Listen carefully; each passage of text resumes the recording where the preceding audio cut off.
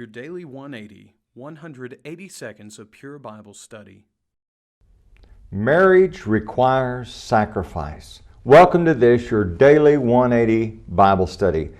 Last week we began a discussion looking at Ephesians chapter 5, verses 22 through 33, and talking about a holy marriage. Verse number 27, we find that Christ died for the church to make it a glorious church, a holy church. Isn't that interesting?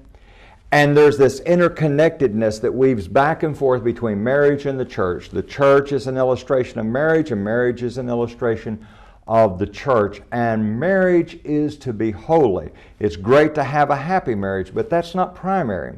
Primary is to make it a holy marriage, because the reality is you could have a happy marriage, but it not be a marriage that's pleasing to God, a marriage that honors God.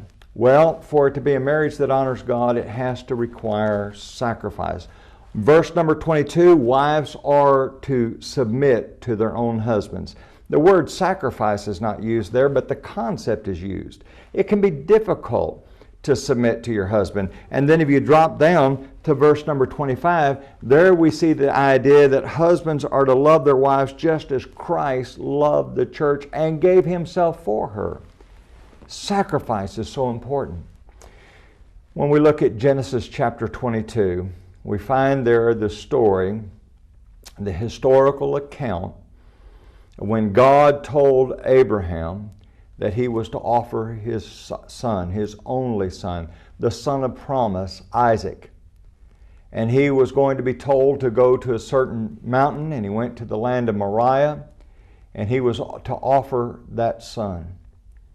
Now, Abraham had great faith, and he believed, we're told in the book of Hebrews chapter 11, that he believed that God would resurrect him. But still, I want you to think about how difficult must that have been.